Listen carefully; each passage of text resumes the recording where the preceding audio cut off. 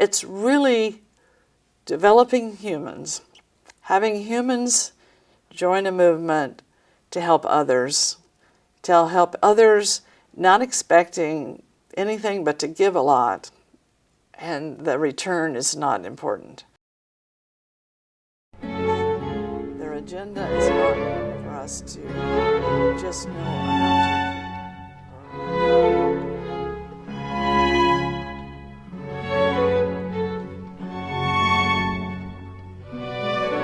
will expand. And if you get an educated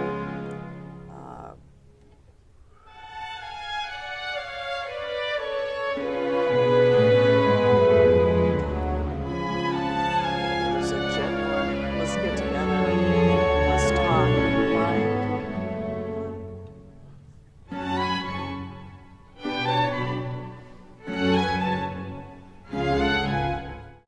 I am Jan Swanson. I am a volunteer program director of World Pilgrims.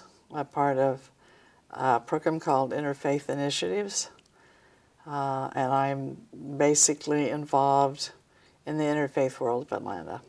My overall impression of the Hizmet movement is that it's probably one of the most amazing organizations run by basically volunteer, faith-driven people that I have ever seen. I have personally experienced them, not only as friends here in the United States, here in Atlanta. I've partnered with them. I have gone to their meetings.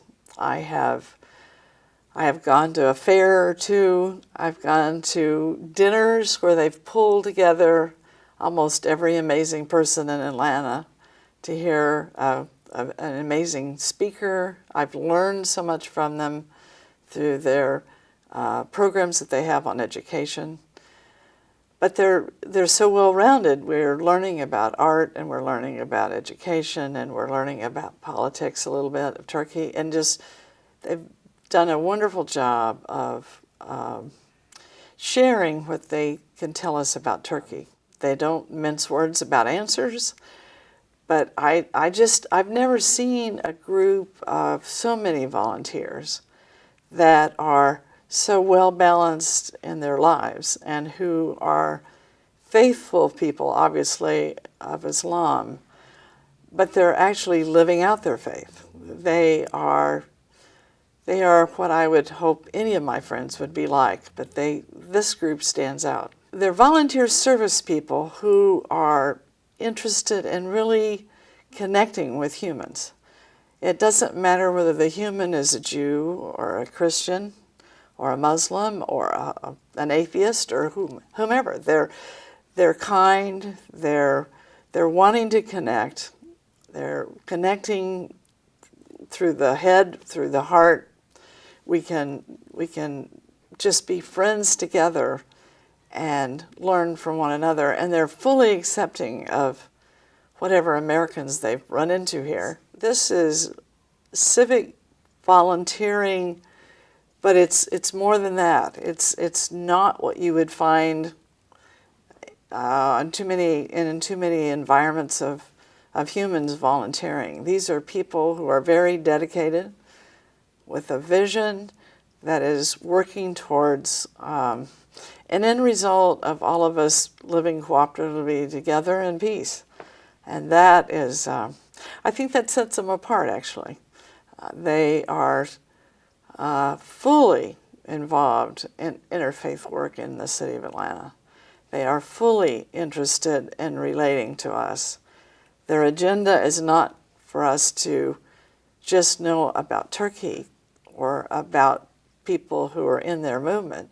You forget about all of that. You just are experiencing a relationship that's very, very unique and wonderful. I was curious to find out about Fethullah Gulen because he is considered, well, some people call the Istanbul Culture Center or volunteers with Hizmet the Gulen movement. So I knew that he was very, very important as a as a leader. To him, I think, to change a country with the goal of heading towards democracy and the freedom of all individuals, including ones that were not Muslims, but everybody in an area, he felt that education was the most critical factor. So if I were going to pick something to talk about, to explain him a little better, I would say, and again, I have to agree with almost everything he's ever written about education. He is a remarkable teacher. To him, a whole society had to first educate themselves, but they had to become a wonderful student, but then they had to go from there to being the teacher and helping the school expand. And if you could get an educated population, you had all sorts of wonderful possibilities for the future for not only the Hizmet movement, but your own community, and then pretty soon your country, and then why not help the world?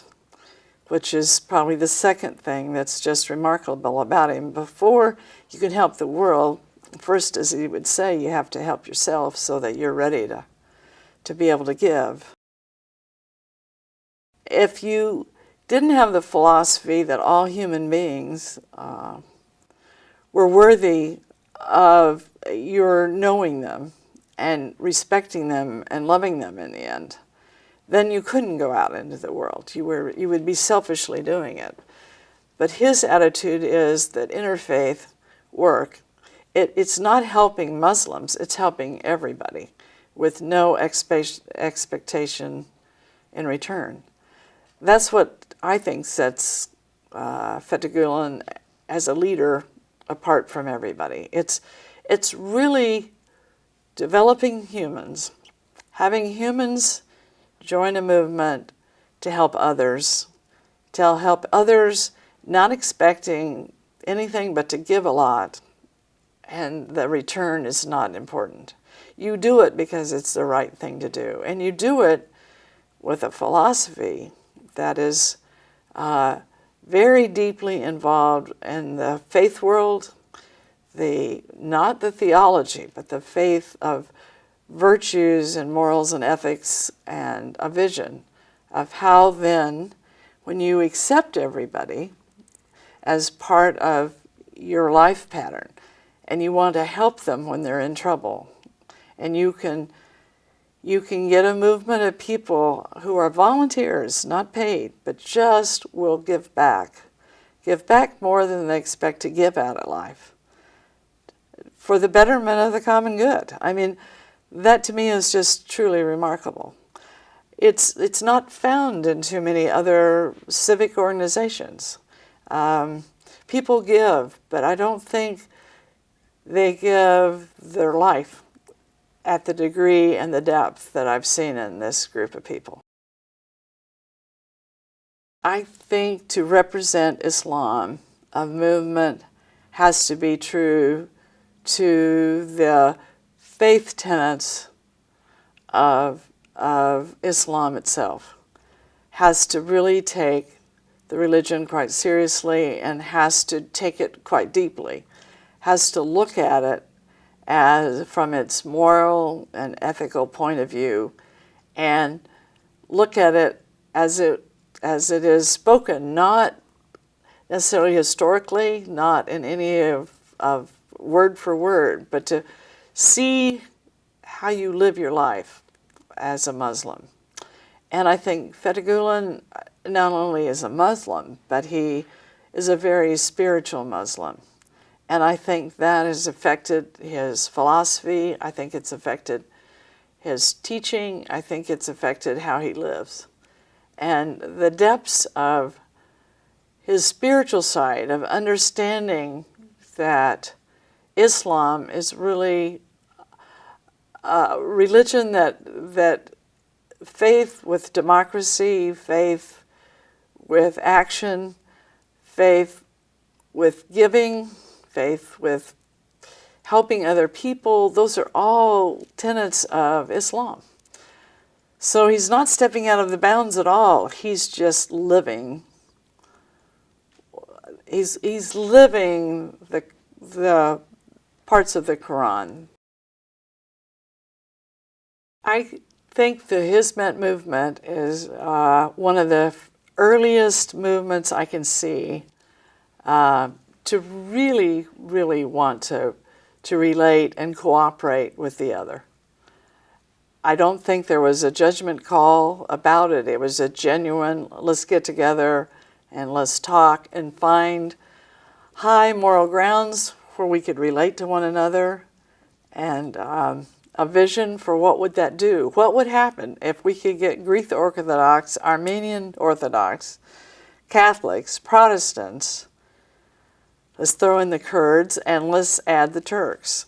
Now, what would you think of that, and what would you think about it back in the 1990s? The only group I know in town, we had two. We had Jews and Muslims who, in Atlanta in the 1990s, were very interfaith thinking, but were far more limited than that in terms of the relationships they were building. And Mr. Gulen, for the first 10 or 15 years of his life, started education, started talking about all aspects of life. But one of the components he went after was to set early on that interfaith was critical. You could not have peace in the world if you just had a group of organized Muslims. You didn't have peace in the world if you just built your own schools. But what if you could really get people to go around the world and help start schools, and on their door say, this, everybody is welcome, not just Muslims, but everybody. This is a cooperative school letting everybody participate. That is an amazing feat. I really wondered if Islam would be taught to some degree, and no. The educational system is to start with the local community and work with their volunteers. Some of the materials may come from Turkey and some of the teachers, but that's just because they're already educated if they're going into parts where there are not educated teachers. I think the Hizmet view of education is remarkable. When you start knowing that you're teaching children from the mental, the heartfelt side, the emotions, the spiritual and the body, you're talking about theology, you're talking about high morals and ethics of children and their participation in really getting to know one another and having the teacher know them personally. What kind of a system we have if your teacher really spent the time and the energy getting to know you intimately as a unique person? And then what would happen to you if your teacher really looked at you as a total being, all the parts of you, not just your mental capacity? And then what if your teacher taught you to like everybody in the room, even those that were a different color, a different culture, or a different faith? Now that is a remarkable school, just if you don't go any farther than that.